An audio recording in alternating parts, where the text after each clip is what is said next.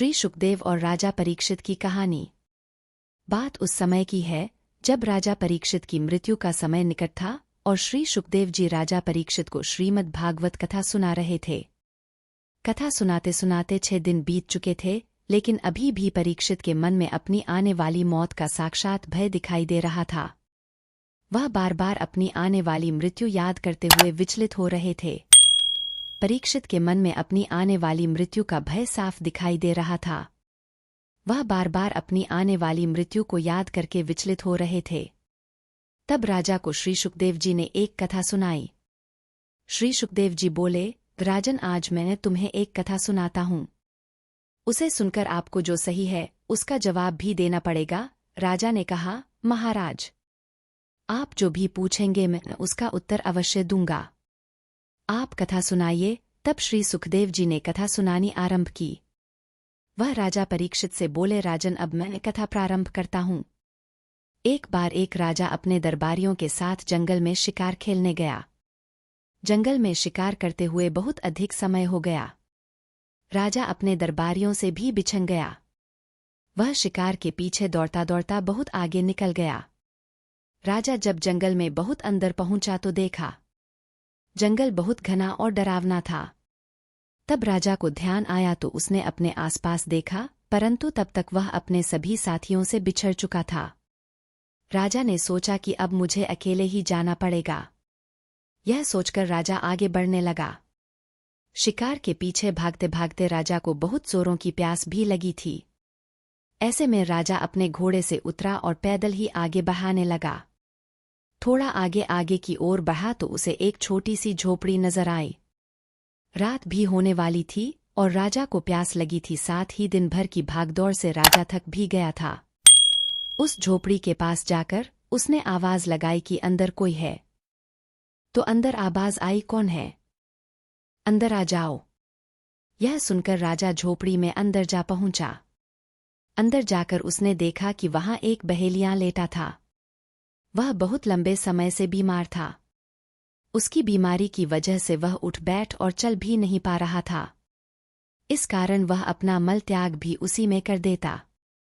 उसी में वह थूकता और खाने पीने की चीज और जानवरों का मांस, सारी गंदगी उस बहेलिया ने उस झोपड़ी में इकट्ठी करके रखी थी। उस झोपड़ी से बहुत गंदी बदबू आ रही थी। लेकिन राजा ने सोचा रात तो गुजारनी ही है, क्योंकि राजा के पास कोई दूसरा रास्ता भी तो नहीं था। यह सोचकर राजा ने उसे बहेलिये से कहा कि क्या मैं एक रात इस झोपड़ी में गुजार सकता हूँ? अगर तुम्हारी आज्ञा हो तो। यह सुनकर बहेलिया बोला, मैं तो हमेशा ही भटके हुए राहगीरों को अपनी इस झोपड़ी में रहने के लिए आश्रय देता हूँ, लेकिन जब दूसरे दिन की सुबह होती है तो कोई यहाँ से जाना ही नहीं चाहता, यहाँ रुकने की जिद करने लगता है। अब मैं बार बार इस झंझट में नहीं पड़ना चाहता हूँ, इसीलिए आप इस झोपड़ी में नहीं रुक सकते हैं। मैं अब और झंझट में नहीं पड़ना चाहता, आप यहाँ से चले जाए। यह सुनकर राजा ने कहा, कृपया ऐसा मत कीजिए, रात में कहाँ जाऊंगा? मुझे तो यहाँ का रास्ता भी नहीं पता है। मुझे आज रात रुकने दो, मैं वचन देता हूँ। सुबह को मैं यहाँ से अवश्य ही चला जाऊंगा। मैं और लोगों की तरह नहीं करूंगा। राजा के बहुत अनुनय करने पर बहेलिया बोला, चलो ठीक है, मैं तुमको भी रुकने के लिए आश्रय दे देता हूँ, किंतु याद रहे सुबह होते ही तुम्हें यहाँ से जाना होगा। राजा से यह कहकर बहेलिया एक तरफ हो गया और उसने राजा को भी वहां विश्राम करने की अनुमति दे दी। राजा रात को विश्राम करने के लिए उस झोपड़ी में एक तरफ लेट तो गया, परंतु उसे उस झोपड़ी की दुर्गंध बहुत परेशान कर रही थी। कुछ समय तक तो राजा को वो दुर्गंध अच्छी नहीं लग रही थी, किंतु जैसे जैसे समय बीता वैसे वैसे राजा के मन में अलग ही भाव आते जा रहे थे। वह अपना वचन भूल गया। वह सत्य मार्ग पर चलना भी भूल गया।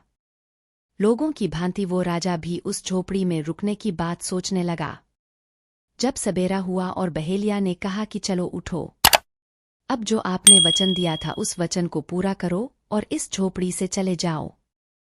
यह सुनकर अन्य लोगों की तरह राजा यही कहने लगा कि नहीं, मैं अब इस झोपड़ी से नहीं जाऊंगा, मेरा अब यही घर है, मैं कहीं नहीं जा रहा। और ऐसा होते होते वह बहेलिया से झगड़ने लगा और उस बहेलिया से झोपड़ी में रुकने की हठ करने लगा।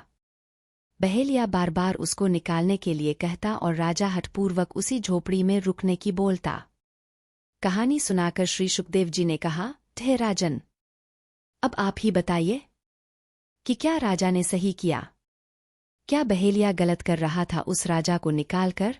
अब आप ही इसका उत्तर दीजिए और सत्य सत्य बताइए कि किसकी गलती है। श्री सुखदेव जी बात सुनकर राजा से बोले, राजा क्या पागल था? इतना अच्छा राजपाट छोड़कर वह उस दुर्गंधयुक्त झोपड़ी में क्यों रुकना चाहता था?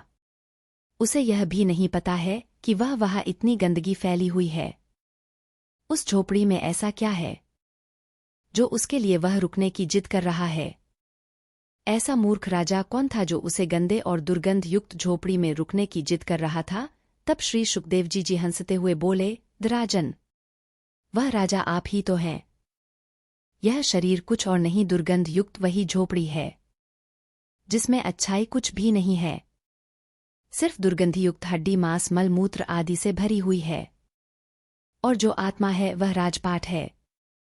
आत्मा का इस शरीर में रहने का समय समाप्त हो गया है। आप यूं ही इस शोक में पड़े हुए हैं।